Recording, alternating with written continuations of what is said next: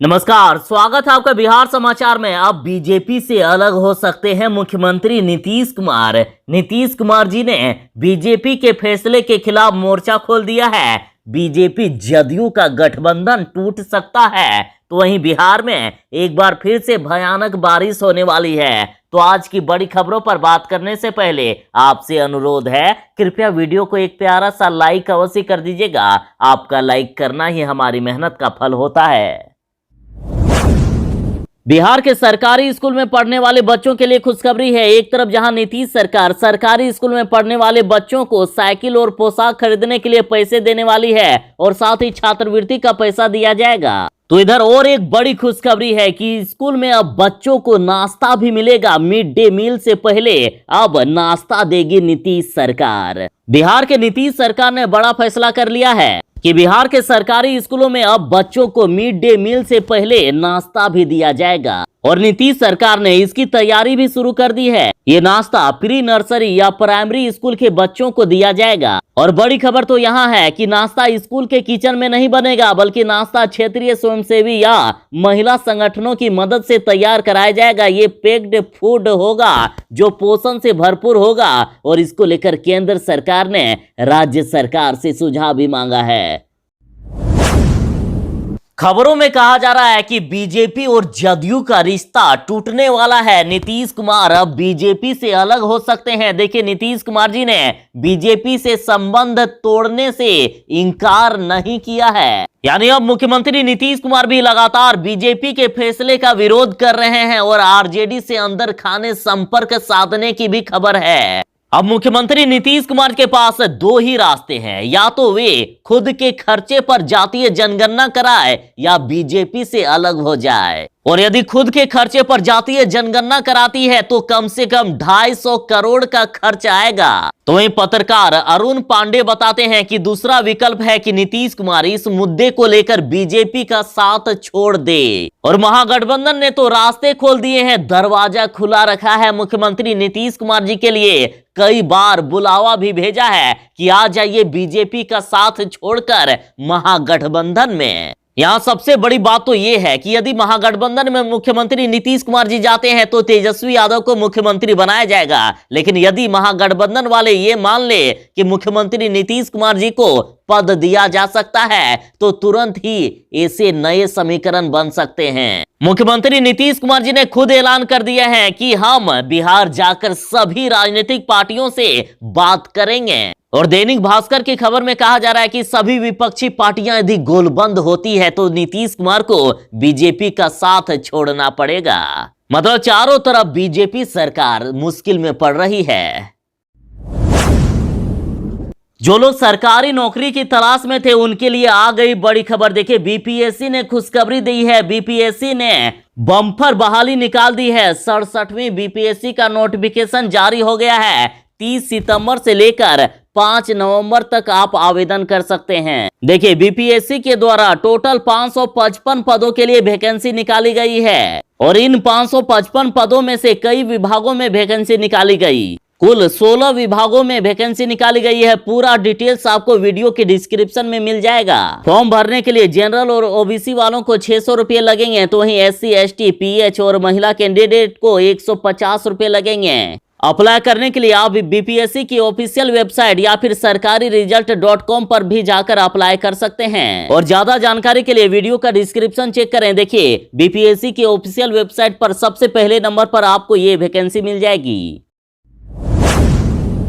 BJP और जदयू में भयानक टकराव हो रहा है। इनका गठबंधन टूट सकता है। बीजेपी और जदयू अलग भी हो सकता है। जदयू वाले बीजेपी से इस कदर परेशान हो गए हैं कि नीतीश की पार्टी ने तो यहां तक कह दिया कि अब बिहार के लिए विशेष दर्जे की मांग हम नहीं करेंगे।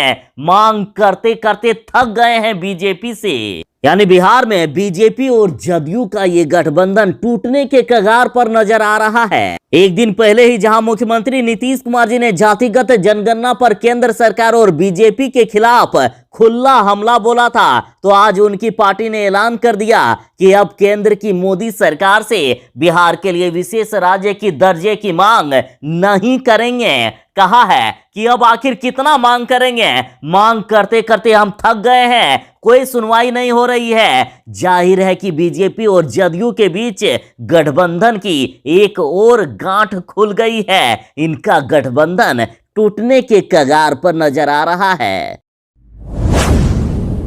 बिहार वाले जरा सावधान हो जाएं, बिहार में भयानक बारिश होने वाली है। बिहार में बारिश और वज्रपात को लेकर खतरनाक अलर्ट जारी कर दिया है। और कल की ही बात है कि बिहार में ठनका गिरने से 3 लोगों की मौत हो गई है। तो लगातार बिहार में ठनका गिरने से लोग मर रहे हैं, जरा सावधान रहिएगा। बिहार में गुलाब तूफान का असर पड़ रहा है और बिहार के कई जिलों में भयानक बारिश का अलर्ट जारी कर दिया गया है। और मानसून का समय 7 अक्टूबर तक बढ़ा दिया गया है। 7 अक्टूबर तक बिहार में मौसम खराब रहेगा। तो बिहार के जिन जिलों में खतरनाक बारिश और तेज वज्रपात होने वाला है, तो ये जिले हैं बिहार के गोपालगंज, सारण, समस्तीपुर, वैशाली, नालंदा, लखीसराय, मुंगेर, बेगूसराय, मधेपुरा, बक्सर। यहाँ के लोगों को पेड़ के नीचे नहीं रहने को कहा गया है। एक तरफ जहां इन जिलों में भयानक बारिश होगी, तो वहीं बिहार के 22 अन्य जिलों में भी हल्की बारिश हो सकती है। जो दुर्गा पूजा घूमना चाहते हैं तो उनके लिए बड़ी खबर है, ध्यान दीजिएगा। दुर्गा पूजा में मेला घूमना है तो साथ रखना होगा आपको वैक्सीनेशन प्रमाण पत्र, नहीं तो मेले में एंट्री नहीं मिलेगी। जिस प्रकार से बिहार में पंचायत चुनाव कराया जा रहा है, तो खबरों में कहा जा रहा है कि बिहार में कोरोना के मामले बढ़ने का अंदेशा है। और इधर नीतीश सरकार ने सख्त नियम लागू कर दिए हैं कि जिनको मेला घूमना है या मेले में सामान बेचना है, तो उन सभी को वैक्सीनेशन प्रमाण पत्र रखना होगा, वरना एंट्री नहीं मिलेगी मेले में। ना ही आप मेले में सामान बेच सकेंगे और ना ही घूम सकेंगे। तो जो लोग त्योहारी सीजन में शामिल होना चाहते हैं, कोरोना का वैक्सीन जरूर ही लगवा लीजिएगा। बिहार में जातीय जनगणना पर एनडीए की लगभग सभी पार्टियां बीजेपी के विरोध में आ गई है। देखिए, जीतन राम मांझी ने जहां बीजेपी के फैसले को गलत बताया है, तो वहीं मुकेश सहनी ने भी कहा है कि बीजेपी का फैसला गलत है। उन्होंने नीतीश सरकार को जातीय जनगणना कराने को लेकर 5 करोड़ देने का वादा कर दिया है। तो इधर मुख्यमंत्री नीतीश कुमार भी बीजेपी के खिलाफ आर पार के मूड में आ गए हैं। और इधर बिहार के मुख्यमंत्री नीतीश कुमार जी ने केंद्र सरकार को अल्टीमेटम दे दिया है और कहा है कि अपने फैसले पर फिर से विचार करें, ये सभी के हित में है। मुख्यमंत्री नीतीश कुमार जी ने कहा है कि केंद्र सरकार ने जो सुप्रीम कोर्ट में कहा है, तो उस पर फिर से विचार करें। उनका ये फैसला सही नहीं है। ये सबको पता है कि जातीय जनगणना कराने में थोड़ी परेशानी होगी, लेकिन उसके लिए कर्मचारियों की ट्रेनिंग कराई जा सकती है। जातीय जनगणना में कई लाख जाति और उपजातियां आ जाएगी, लेकिन उसका विभाजन तो किया ही जा सकता है ना, उसे कैटेगरी में बांटा जा सकता है। ये बहुत मुश्किल काम नहीं है। यानी मुख्यमंत्री नीतीश कुमार जी ने भी बीजेपी के खिलाफ मोर्चा खोल दिया है।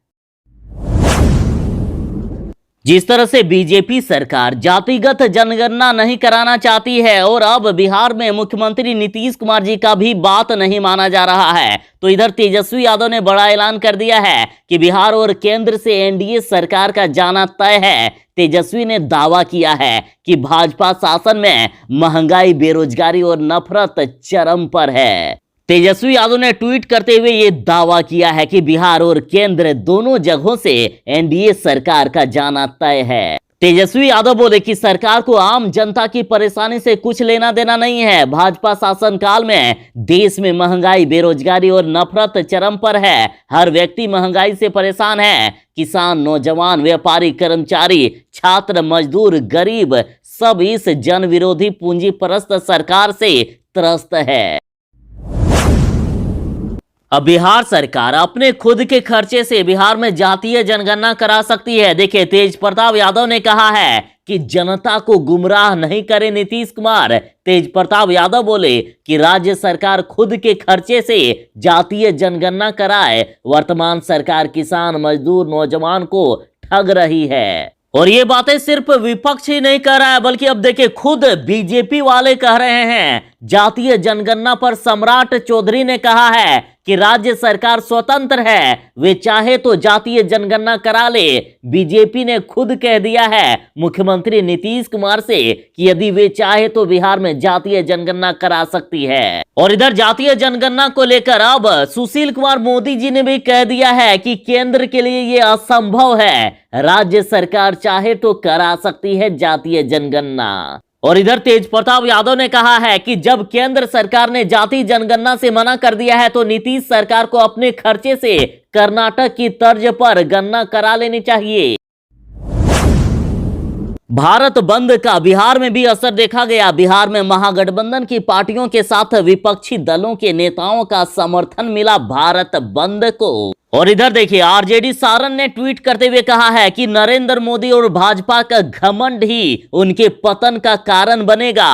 देश संघ और आईटी सेल के दुष्प्रचार से नहीं, किसानों के परिश्रम से चलता है। तो इधर आरजेडी कैमूर ने कहा है कि कैमूर मतलब क्रांति, किसान मतलब धरती पर भगवान, आरएसएस मतलब शैतान, केंद्र सरकार मतलब हैवान। किसान को जो सड़क पर लाएगा वो खुद मिट्टी में मिल जाएगा। और इधर राजद से संजय यादव का कहना है कि सबकी आय बढ़ती है, वेतन बढ़ते हैं, हर वस्तु व सेवा के दाम बढ़ते हैं, पर किसान ही ऐसे हैं जिनकी ना आय बढ़ती है और ना ही उनके फसलों के दाम, और ना ही फसल के दाम खुद वे निर्धारित करते हैं, बढ़ते हैं तो सिर्फ उनकी परेशानी।